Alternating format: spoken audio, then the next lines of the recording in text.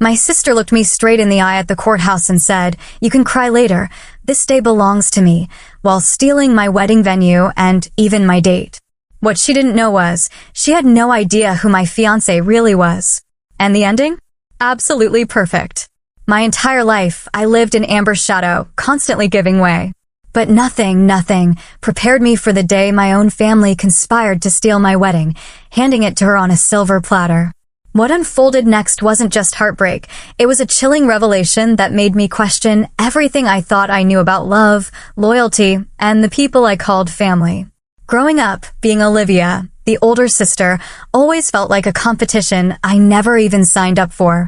I try to be supportive, really, but our parents they always seemed to put Amber first. My achievements? A polite nod. Amber's average grades? Full-blown celebrations. It wasn't that they didn't love me, but their love for her just burned brighter, more visibly. So, as soon as I could, I built my own life. I poured everything into my career, eventually landing my dream job as a creative director in Chicago. My work became my identity, my colleagues, my chosen family. I was so good at crafting stories for other people, I never saw how broken my own family's story truly was. Then I met Ryan Collins at an advertising conference. Tall, with these piercing blue eyes and an easy confidence. He just walked up to me after my presentation and said, "Your understanding of human connection is remarkable." We clicked instantly. Coffee turned into dinner as we discovered shared passions for things like architectural photography and obscure foreign films. Within weeks, we were inseparable.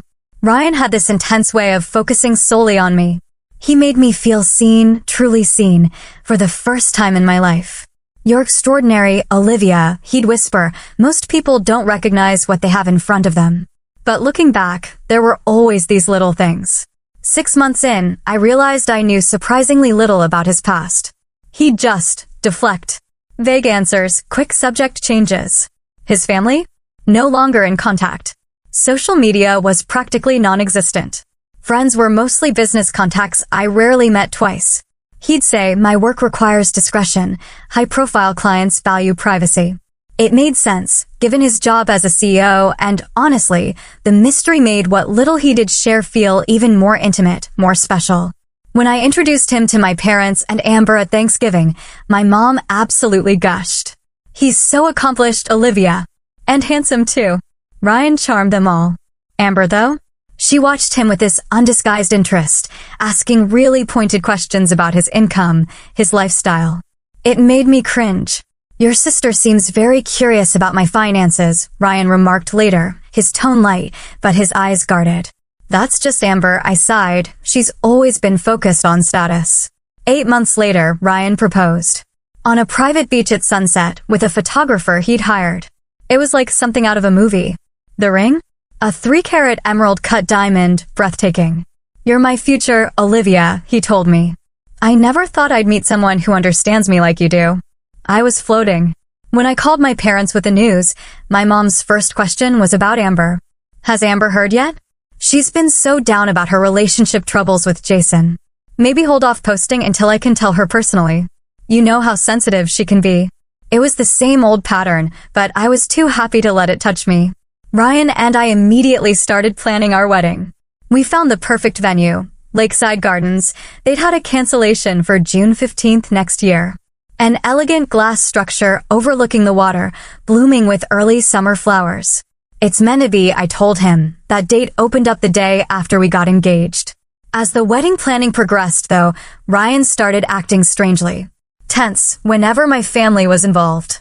He'd check his phone constantly at dinners, made excuses to leave early twice. When I suggested his business partner, James, as a groomsman, he flat out refused. Complicated dynamics, he'd just say, "Let's keep this day about us." Honestly, I should have questioned those red flags. But I was swamped with wedding binders, color swatches, and my mom's relentless attempts to involve Amber in every decision. "Shouldn't your sister help choose the bridesmaid dresses? She has such a good eye." "Mom, Amber isn't even a bridesmaid," I'd remind her. I'd asked my college roommates and work friends. This led to a week of angry texts from Amber, feeling excluded. So, reluctantly, I invited her into the bridal party. Ryan watched all this with this calculating look I didn't understand then. Your family has interesting patterns, he noted after one particularly frustrating call with my mom. They seem determined to make Amber central to your life events. It's always been this way, I admitted. Sometimes I think they had me just to practice for their real daughter. He pulled me into his arms, kissing my head.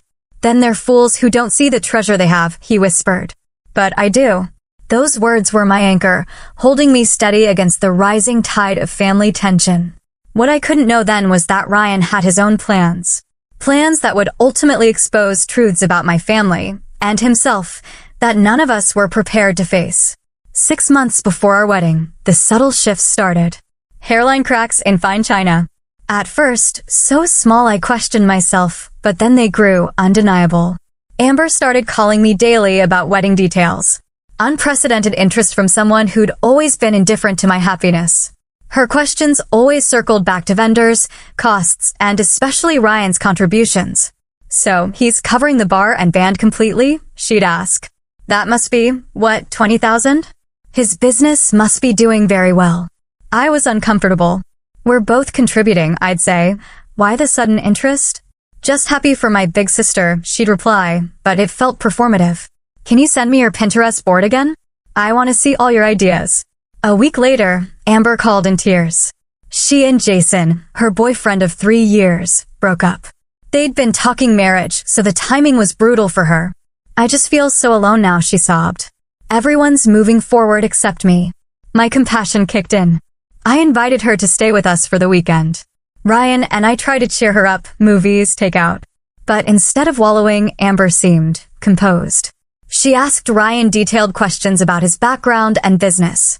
He answered smoothly, but later, he commented, "Your sister seems very interested in my work." Almost like she's conducting an interview. 3 weeks after that devastating breakup, Amber introduced a new boyfriend at my parents' anniversary dinner. Michael Patterson.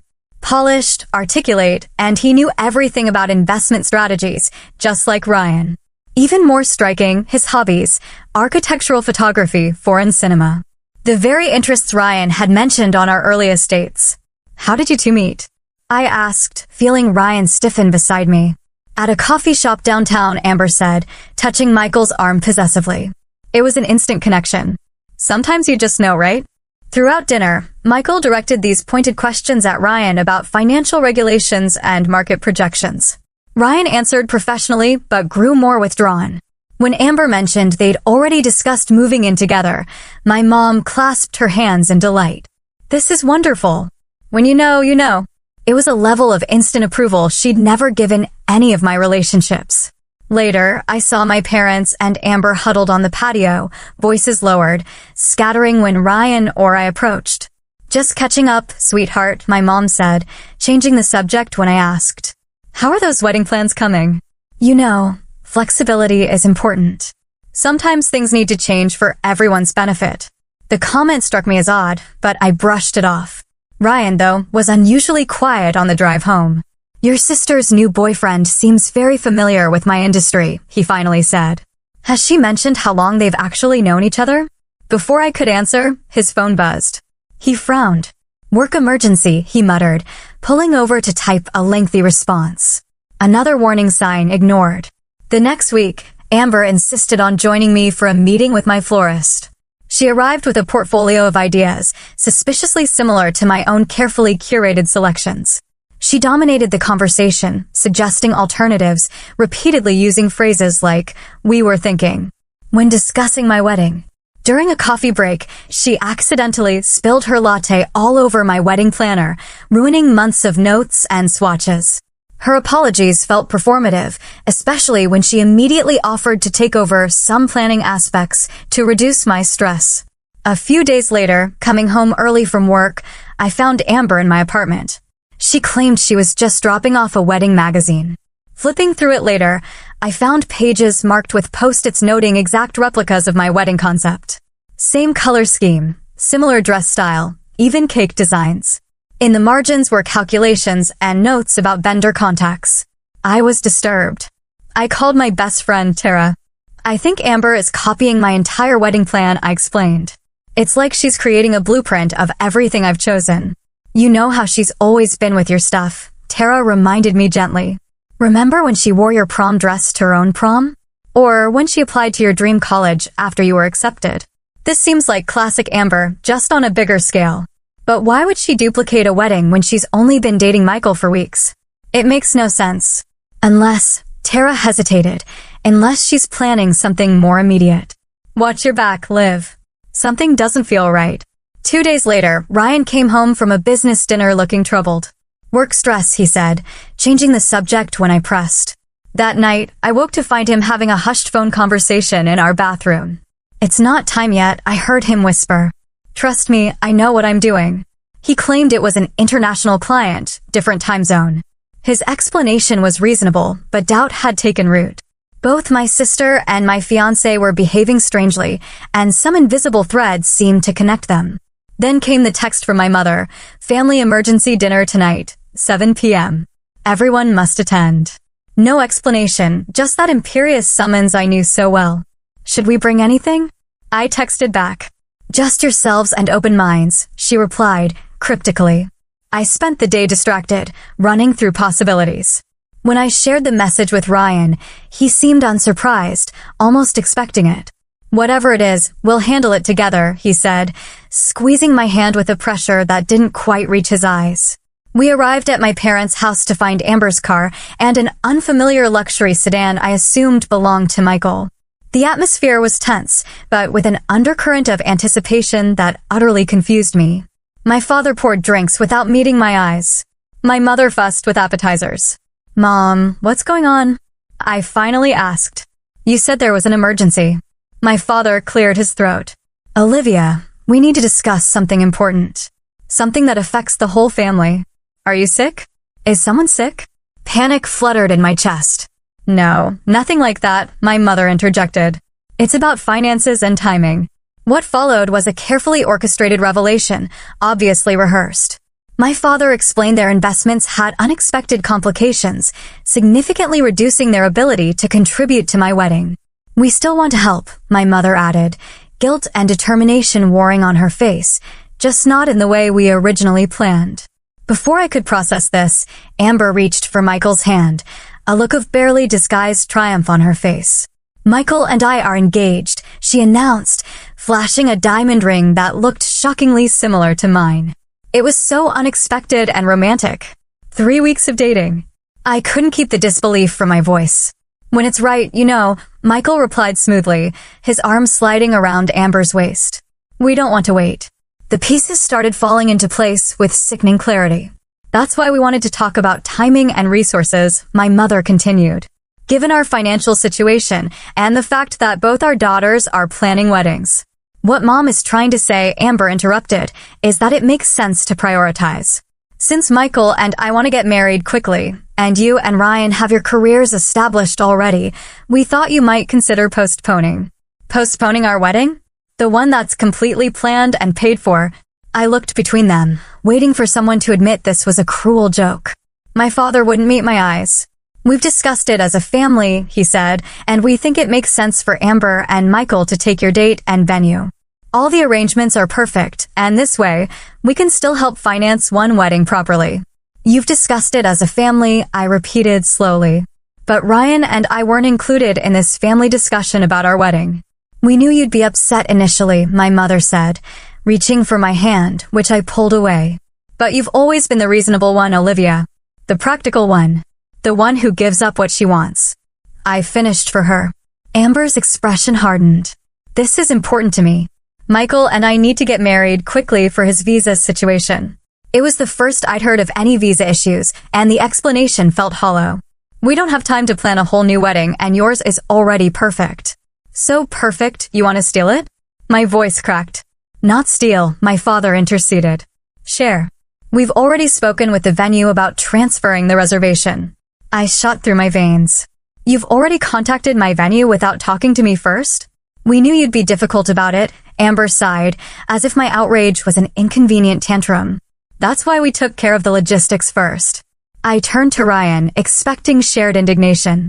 But he was just watching the scene with calculated interest. What do you think about all this? I asked him. It's unexpected, he said carefully. But family matters are complicated. Perhaps we should consider what's being proposed. His lukewarm response felt like another betrayal. I stood trembling, a mix of anger and hurt. This is unbelievable. You're actually trying to take my wedding day, my venue, everything I've planned for months. Amber rolled her eyes. You can cry later. This day belongs to me now. The casual cruelty of her words struck me like a physical blow. I looked at each of them, searching for any sign of shame, but found only determination. You've always done this, I whispered, always taken what's mine, and expected me to accept it graciously. But this is different. This is my wedding. My future with Ryan. A wedding can happen anytime, my mother insisted. Your sister needs this now. And what I need doesn't matter. What about what Ryan and I have planned and paid for? My father shifted uncomfortably. We'll reimburse your deposits eventually, once our financial situation improves. Eventually. The word was hollow, weighted with past broken promises. Ryan finally stood, placing a hand on my back. I think Olivia and I need time to discuss this privately. It's a significant request you're making. There's nothing to discuss, I insisted, pulling away from his touch. They've already decided. They've already started transferring arrangements behind our backs. Let's not make rash decisions, Ryan cautioned, his tone businesslike. Everyone's emotions are high right now. I stared at him, this man I'd agreed to marry, wondering why he wasn't more outraged on our behalf. Something in his composure felt wrong, disconnected from the betrayal. I need to leave, I announced, grabbing my coat. I can't be here right now. Olivia, don't be dramatic. Amber called after me. This is happening whether you approve or not. The deposit's already in our names. I stopped at the door, turning to face them one last time. You know what's ironic? I've spent my entire life accepting less so Amber could have more. I've stepped aside, stayed quiet, been the reasonable one. But this time, I won't bend. This time, you've gone too far. As I walked to my car alone, Ryan having chosen to stay behind to smooth things over, I felt something permanent breaking within our family. What I couldn't know then was that this painful fracture would ultimately expose truths about my family and Ryan himself that none of us were prepared for. The week that followed was a blur of betrayal, intensifying by the hour. My phone buzzed constantly with manipulative messages from my mom. Amber has already ordered invitations using your color scheme. Please don't make this more difficult. Your father and I raised you to be selfless. Why are you hurting your sister this way? After 3 days, I stopped responding. I couldn't stomach the gaslighting. Ryan's behavior remained baffling. Instead of support, he suggested we take the high road and find another venue. Family relationships are important, he insisted as I sobbed on our couch. Sometimes compromise is necessary. Asterisk compromise. Asterisk they stole our wedding. The venue had already confirmed they transferred our deposit to Amber's name without my permission. Ryan's expression flickered, then settled into practiced concern. They must have listed you both on the original contract. Unfortunate, but legally, there may not be much recourse. His detached, legal assessment felt like a punch to the gut. When I suggested fighting it, he discouraged it, calling it unnecessary conflict. Then came the congratulatory email from our photographer, thanking me for updating the bride's name and confirming they were excited to work with Amber and Michael on what was supposed to be my wedding day. Similar messages followed from the florist, caterer, and band. My family, or Amber, had systematically colonized every aspect of my carefully planned celebration. Confiding in Tara brought a momentary, furious relief. This is beyond sibling rivalry, she fumed. This is pathological. And your parents are enabling it. They've always favored her, but this is different. It feels calculated, I agreed. Like they planned this ambush together. And Ryan's reaction is just strange. Tara observed cautiously, most partners would be outraged on your behalf. Before I could defend him, a notification chimed. Amber had posted on Instagram, sometimes dreams come true in unexpected ways. So excited to share our perfect day at Lakeside Gardens on June 15th. #bride-to-be-bliss, #dream venue. The photo showed her in a bridal boutique, surrounded by dress options identical to styles I had bookmarked. The caption included details matching my wedding concept boards, down to the signature cocktails and first dance song. The calculated precision of her theft was stunning. Friends started tagging me, asking if we were having a double wedding. The public humiliation was unbearable. That evening, I discovered Ryan had deleted several password-protected files from our shared cloud storage, including financial documents related to wedding expenses. When confronted, he claimed it was to reduce stress and move forward positively. His explanation felt hollow, adding to my growing unease about his true motives. 2 days later, while out looking for stress relief, I ran into Amber at the same bridal salon where I'd ordered my dress. She was modeling a gown suspiciously similar to mine, surrounded by fawning attendants and my beaming mother. "What are you doing here?" I demanded, interrupting their champagne toast. Amber barely flinched. "Finalizing my wedding dress." "Obviously. You weren't responding to Mom's texts about returning your deposit, so I chose something similar." "Similar? That's practically identical to my dress. Are you actually trying to become me?"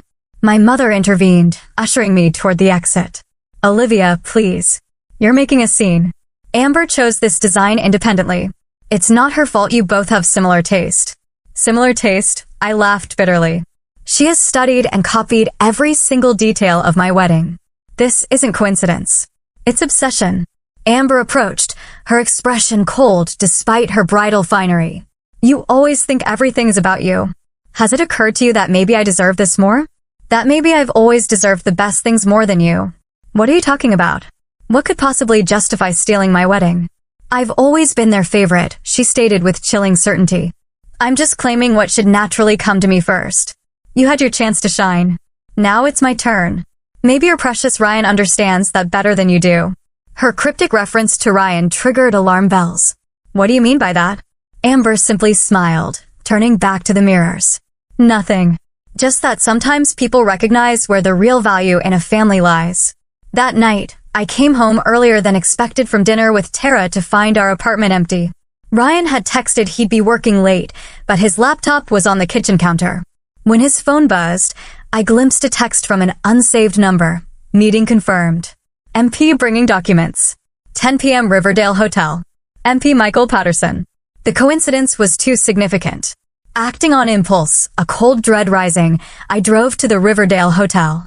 In the dimly lit bar, I spotted Ryan and Michael in deep conversation, heads bent over. Documents. Their body language screamed conspiracy, not new acquaintance. I watched as they exchanged papers, Ryan passing what looked like a USB drive. No awkwardness. They moved with the synchronicity of long-established collaborators. The final breaking point came the next morning. An ivory envelope arrived by courier. An elegant invitation to the wedding of Amber Matthews and Michael Patterson at Lakeside Gardens on June 15th. The design was an exact replica of the invitations I had custom created, down to the personalized monogram. The only difference, Amber's initials.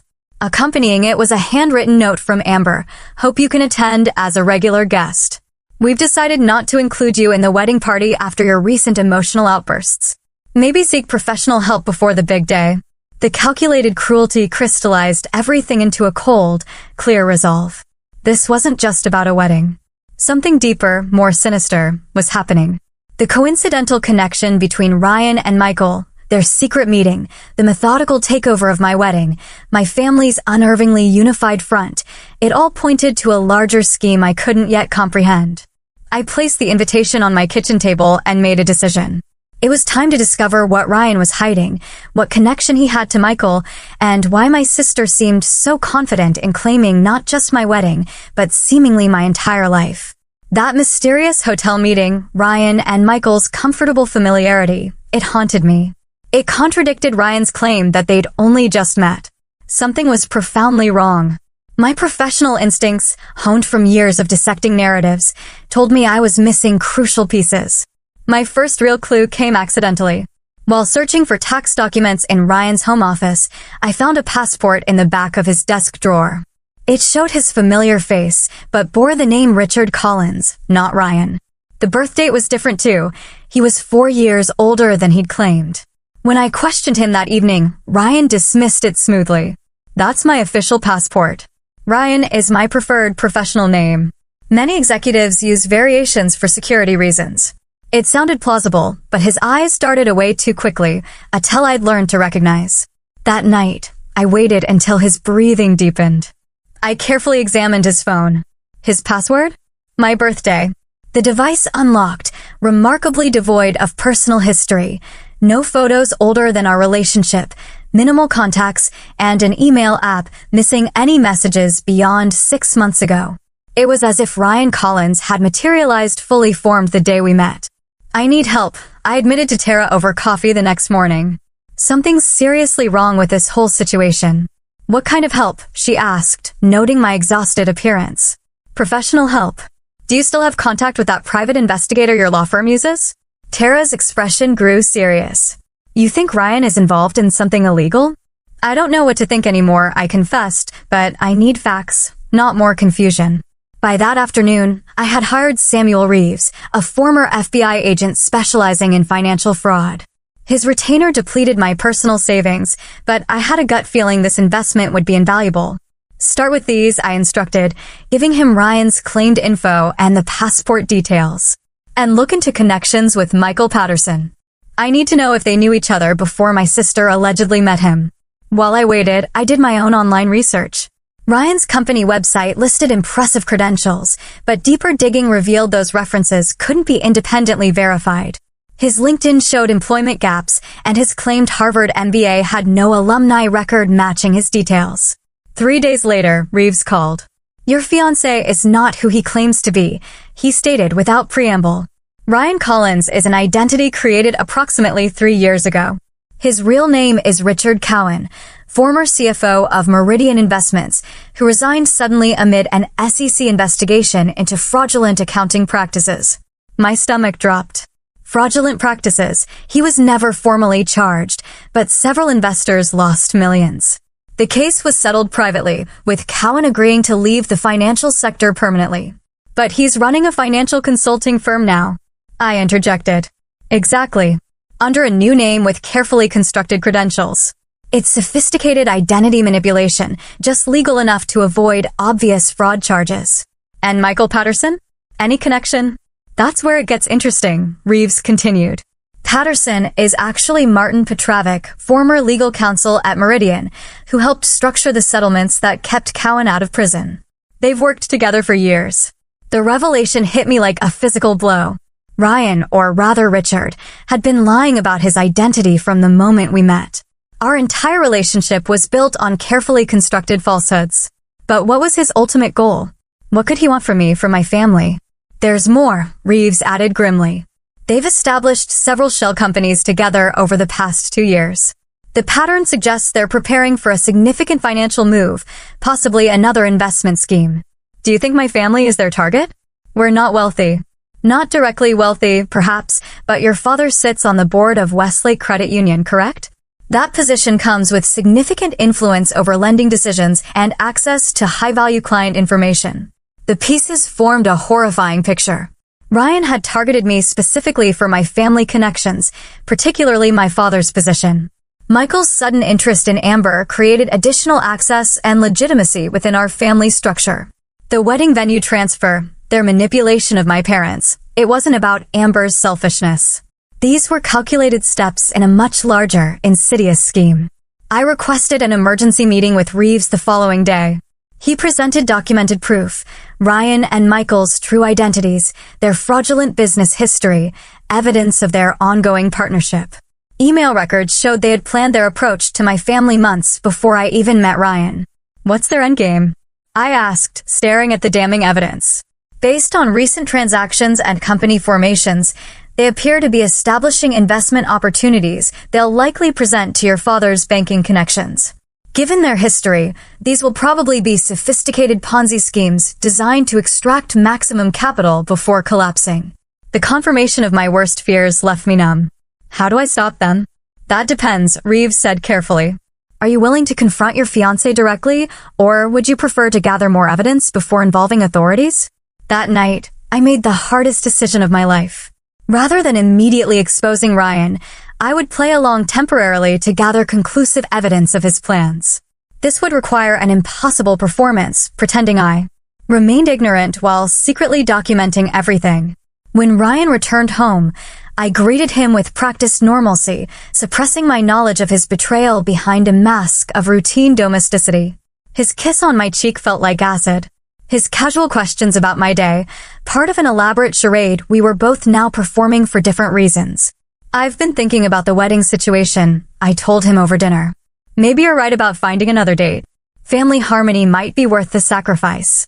Relief flickered across his features. That's mature of you, Olivia. I've always admired your rationality. Will you help me explain my decision to Mom and Dad this weekend? Maybe we could join Amber and Michael for dinner, make peace with the situation. Absolutely, he agreed, too quickly. I'm sure we can all move forward positively. Over the next week, I gathered evidence methodically, maintaining my performance of acceptance. I installed recording software on our home computer, documented suspicious phone calls, and photographed documents Ryan carelessly left visible. Each discovery confirmed my worst fears, while simultaneously breaking my heart. The final confirmation came when I accidentally opened an email intended for Ryan. It contained detailed plans for approaching my father's banking clients with investment opportunities in non-existent development projects. The projected fraud exceeded $20 million, with Ryan and Michael set to disappear once payments cleared their offshore accounts. With sufficient evidence compiled, I finally confronted Ryan in our living room, laying out copies of the most damning documents on our coffee table. Richard Cowan, I said simply, watching his expression shift from confusion to calculation. Or do you prefer Ryan Collins when you're running investment scams? He recovered quickly, his charm activating like a defensive system. Olivia, whatever you think you found has an explanation. Yes, I changed my name after some unfortunate business complications.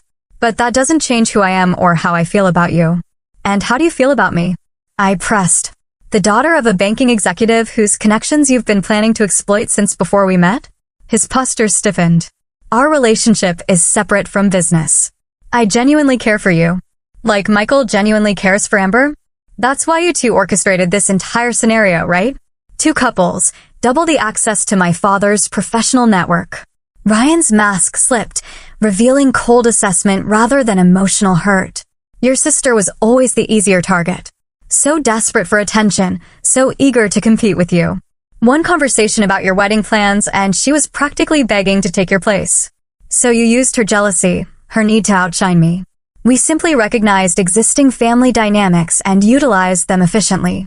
His clinical description of their manipulation chilled me. Your parents were surprisingly eager to shift their support once Michael suggested his family's fictional investment opportunities. Were you ever planning to actually marry me? I asked, the last question that still mattered on a personal level. Ryan's hesitation before answering told me everything. Marriage would have provided certain legal protections for our financial arrangements, he finally admitted.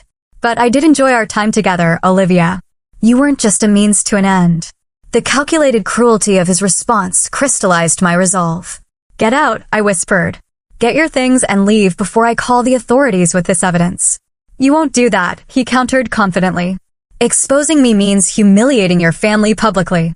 Your parents would lose standing in the community. Your sister's heart would break. You've spent your entire life protecting them, even at your own expense. You won't stop now. His certainty, his assumption that my lifelong pattern of sacrifice would continue, even in the face of this profound betrayal, sparked something new within me. For the first time, I saw clearly how my family's dynamic had made me vulnerable to manipulation. How my acceptance of always coming second had attracted a predator specifically looking for someone accustomed to putting others first. You're wrong, I replied, my voice steady. This time, the truth matters more than anyone's comfort, including mine. As Ryan gathered his essential belongings, warning me that this won't end well for anyone, I faced an impossible decision. How to protect my family from imminent financial fraud while revealing the painful truth that would shatter their trust in Amber's relationship and expose our parents' favoritism as the vulnerability it had always been. With Ryan's deception confirmed, I desperately needed to warn my family. My first impulse was to call my parents immediately, but experience told me they'd probably dismiss it as jealousy. This situation demanded irrefutable evidence, presented strategically. I spent 2 days compiling a comprehensive file, Ryan and Michael's true identities, their fraudulent history, their current scheme targeting my father's banking connections. It had official records, financial documents, and even communications between the men discussing their plans for my family. My first attempt at intervention went exactly as I feared. I called my parents, requesting an urgent meeting about Ryan and Michael. My mother immediately bristled. "Olivia, we understand you're upset about the wedding, but trying to sabotage your sister's relationship is beneath you," she scolded. "Michael comes from an excellent family. Your father has already discussed potential investment opportunities with him." "That's exactly what I'm worried about," I insisted. "I have documentation suggesting these investment opportunities may not be legitimate." "Based on what? Your personal investigation because you're jealous? Your father has been in banking for 30 years. I think he can recognize a sound investment." When I tried to explain the evidence, my father took the phone. "Enough, Olivia. Your behavior is becoming concerning. Perhaps you should speak with someone professionally about these conspiracy theories." Their dismissal, while frustrating, wasn't surprising. Their judgment was already compromised by Michael's manipulation and their own bias towards Amber. I needed a different approach. Next, I tried Amber directly, hoping that beneath her competitiveness, some sisterly bond remained. I invited her for coffee, framing it as a reconciliation. "I'm glad you finally accepted the situation," she said smugly, sitting across from me. "Michael said you'd eventually come around." "Actually, I wanted to share some concerning information I've discovered about Ryan and Michael," I replied, sliding a condensed version of my file across the table. "They aren't who they claim to be." Amber barely glanced at the documents. "Let me guess. They're secretly criminals targeting our family." "How convenient for your narrative. Just look at the evidence, Amber. Their real names, their history of financial fraud, the pattern of targeting families with banking connections." She pushed the file back. "This is pathetic, even for you. Creating fake documents because you can't stand that I'm marrying a successful man while yours turned out to be so understanding of family priorities. Michael warned me you might try something like this. He warned you because he knew I might discover the truth." I insisted. "Think about it. How did you meet him?" "Right after my engagement, at a coffee shop you never frequented. He knew all your interests because they matched what Ryan had learned about me. We have natural chemistry and shared interests." Amber snapped, standing. "Not everything is about you, Olivia. Some men just prefer women with actual personality instead of your constant people-pleasing." As she stormed out, I knew direct approaches wouldn't work. My family was too deeply entrenched in their perspectives, too thoroughly manipulated. They wouldn't accept the truth without incontrovertible, public proof. The solution hit me while reviewing Reeves' reports. Ryan and Michael were planning to present their fraudulent investment opportunity at Amber's rehearsal dinner, where my father had arranged for several bank colleagues to attend. This event would be their moment to secure commitments before disappearing with investor funds after the wedding. I needed to expose them publicly, in a setting where they couldn't control the narrative or dismiss the evidence. Timing was everything. Too soon, they'd regroup. Too late, innocent people would lose money. Working with Reeves, I compiled a presentation, focusing on factual evidence rather than personal betrayal. I also contacted Special Agent Lisa Harrington at the FBI's Financial Crimes Division. The evidence wasn't enough for immediate arrests, but it put Ryan and Michael on their radar. "We can monitor the situation," Agent Harrington confirmed. "But we need clear evidence of intent to defraud, preferably recorded solicitation of funds under false pretenses." "They're planning to pitch investors at my sister's rehearsal dinner next Friday," I explained. "I can wear a recording device." "That would help build our case," she agreed. "But understand, confronting them publicly comes with risks. These men have built their careers on manipulation. They won't surrender easily." I spent the intervening days in careful preparation, rehearsing what I'd say, anticipating their counterarguments. I also made peace with the likelihood that my relationship with my family might never recover. By exposing Ryan and Michael, I would also be exposing my parents' willingness to sacrifice my happiness and my sister's calculated betrayal. The rehearsal dinner was held at Lakeside Gardens, the very venue that should have hosted my wedding. Entering that space, seeing the decor that mirrored my original plans, brought a sharp pain I pushed aside to focus. I wore a recording device concealed in a brooch. Agent Harrington assured me it was undetectable. My parents greeted me with surprise and visible discomfort. "We weren't sure you'd come," my mother admitted. "Given the circumstances, I wouldn't miss my sister's rehearsal dinner," I replied simply. Amber kept her distance, clearly having warned others about my unstable behavior. Ryan and Michael worked the room confidently, focusing particularly on my father's banking colleagues, distributing elegant folders for Patterson Collins Development, their fictitious venture. I waited until after dinner when Michael stood to make a toast and transition into his investment presentation. As he welcomed guests, I quietly moved to connect my laptop to the room's projector system, previously arranged with the venue's technical staff. Before my future brother-in-law continues, I announced, interrupting Michael mid-sentence, I have something important to share with everyone. Something that affects everyone in this room, particularly those considering investment opportunities.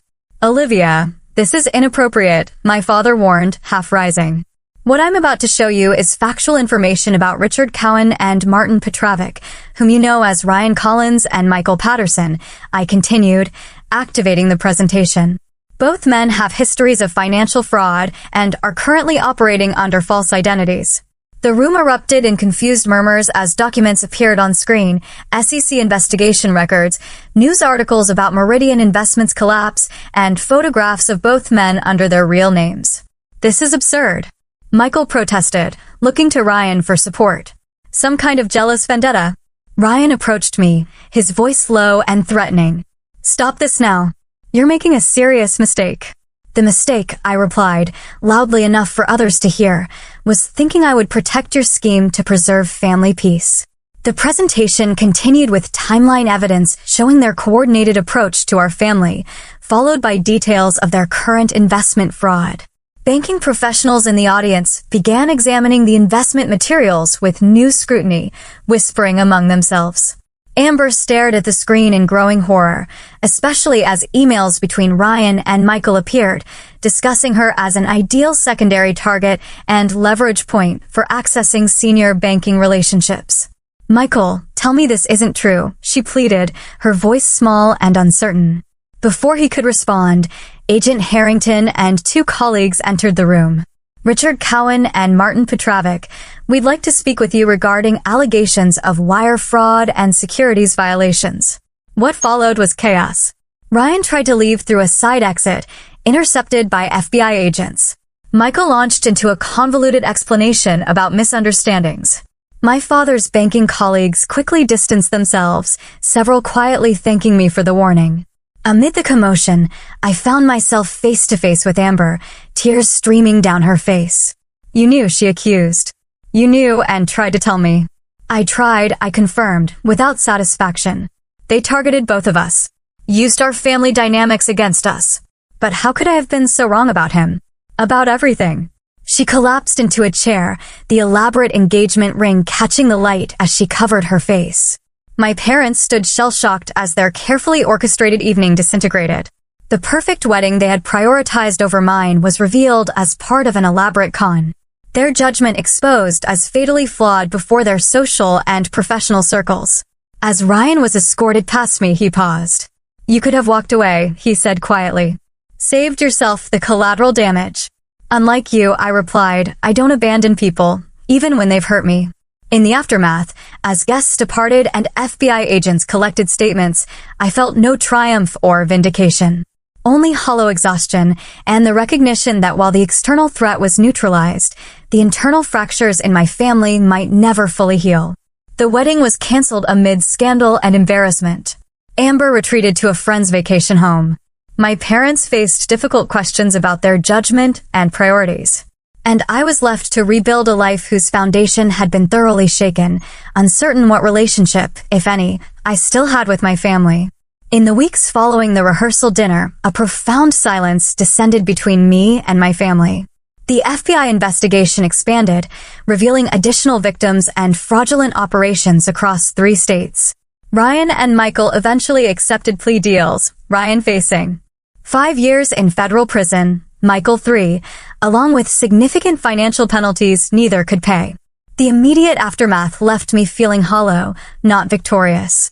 The apartment Ryan and I had shared felt contaminated by lies. Every object triggered memories, now tainted with doubt. Had any moment been genuine? Had any feelings been real? I threw myself into work, accepting a challenging new campaign that demanded long hours. Colleagues noticed my changed demeanor, the caution that had replaced my former openness. Tara worried I was hiding, not healing. "You're processing trauma," she reminded me over lunch, 3 months after everything collapsed. Not just relationship betrayal, but family betrayal too. That doesn't heal overnight. Sometimes I wonder if I made the right choice, I admitted. Exposing everything publicly hurt so many people beyond just Ryan and Michael. They were going to defraud innocent people, Olivia. Your father's colleagues, they're investors. You prevented that. At the cost of my family relationships. Relationships built on unhealthy patterns that made you vulnerable to someone like Ryan in the first place, Tara pointed out gently. Maybe this breaking point was necessary. Her perspective helped. But true healing began when I received an unexpected job offer from Meridian Creative, a prestigious agency in Boston. Relocating meant leaving the physical spaces associated with my trauma, creating geographical and emotional distance from painful memories. Boston's unfamiliarity proved therapeutic. Without history shadowing every street corner, I could breathe again. My apartment overlooking the Charles River became a sanctuary of self-discovery, decorated solely for my pleasure, not compromised to accommodate another's preferences. 6 months into my new life, I received my first communication from Amber. A handwritten letter, no return address. "I don't expect forgiveness," she wrote, "but I need you to know I'm sorry. Not just for the wedding, but for a lifetime of taking without considering what I was taking from. Therapy is helping me understand the competition wasn't your creation, but my response to feelings of inadequacy. You were always the capable one. I wanted what you had without understanding the work you put into creating your life." The letter continued with painful self-reflection, acknowledging her role in enabling Ryan and Michael's scheme. She closed with, "I don't expect a relationship, but I needed you to know that I recognize the truth now, however late." I didn't respond immediately, needing time to process. But the letter marked a turning point in my healing, transforming abstract hurt into concrete acknowledgement I could finally examine and release. My parents' attempt at reconciliation came 3 months later through my father's awkward phone call. "Your mother and I have been doing some reflection," he began hesitantly. "We've realized our pattern of prioritizing certain things wasn't always fair to you." "It wasn't about fairness, Dad," I replied, surprising myself with the clarity I felt. "It was about seeing me. Really seeing me instead of seeing me in relation to Amber." His silence acknowledged the truth. "We'd like to visit if you're open to that." No expectations, just beginning a conversation. Their visit was strained, but significant. We avoided addressing the wedding directly, focusing instead on establishing new communication patterns. My mother brought photo albums I'd never seen, sharing stories from my childhood with a perspective that seemed genuinely interested in my experience, not comparing it to Amber's. "We made mistakes," she admitted as they prepared to leave. "Patterns we didn't recognize until everything fell apart. I'm sorry it took such dramatic circumstances to see what we were doing. I'm still working through it," I told them. "Honestly, I'm not ready for family holidays or pretending everything's fine. But I'm open to building something new, something healthier if you are." Professional success in Boston brought an unexpected personal connection when I collaborated with photographer Daniel Westfield on a major campaign. His genuine interest developed slowly, allowing trust to build gradually. Unlike Ryan's whirlwind intensity, Daniel's calm consistency gave me space to test my instincts about character and intention. "I have trust issues," I warned him on our 3rd date. "Recent experience with elaborate deception." "Trust is earned, not assumed," he replied. "I'm patient." His patience proved genuine. Over months, Daniel demonstrated integrity through actions rather than declarations. When I finally shared my full story, his response focused on my strength, not my victimization. "You protected people who hadn't protected you," he observed. "That says everything about your character." A year into our relationship, after meeting my parents during their 2nd visit and navigating that complexity with respectful boundaries, Daniel proposed with characteristic thoughtfulness. The ring was nothing like Ryan's ostentatious diamond, but a unique sapphire that reminded him of my resilience. "No pressure or timeline," he assured me. "We build this together at a pace that feels right for both of us." We married 18 months later in a small ceremony at a historic Boston library. My parents attended, their presence significant but not central.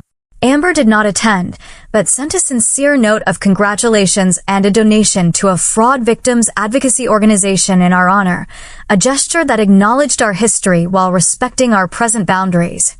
The wedding was entirely our own creation, without reference to past plans or others' expectations. Standing beside Daniel, exchanging vows we had written together, I realized how profoundly different authentic partnership felt from the performance of connection Ryan had orchestrated. 3 years after the catastrophic family dinner that had upended my life, I find myself in a place of unexpected peace. My relationship with my family remains a work in progress, defined now by careful honesty rather than assumed obligation. Amber and I exchange occasional emails, building a tentative connection based on adult recognition, not childhood patterns. The most important lesson emerged slowly, through therapy and reflection. Intuition speaks truth when we listen. I had sensed things were wrong with Ryan, with my family's behavior, with the entire situation. But years of conditioning had taught me to doubt my perceptions when they conflicted with others' narratives. Learning to trust my internal warning system became my most valuable growth. Today, when I look at the life I've built from the ashes of betrayal, I feel neither bitterness nor regret, but profound appreciation for the authentic connections now forming the foundation of my experience. The pain that once seemed unbearable became the catalyst for liberation from patterns that had limited me since childhood. True freedom, I've discovered, isn't found in escaping those who have hurt us, but in transcending the internal beliefs that kept us vulnerable to their manipulation. My sister stole my wedding with my parents' blessing, but in doing so, they inadvertently released me from the obligation to maintain unhealthy family dynamics. The truth about my fiancé destroyed her plans, but it also destroyed the limitations I had accepted as normal for far too long.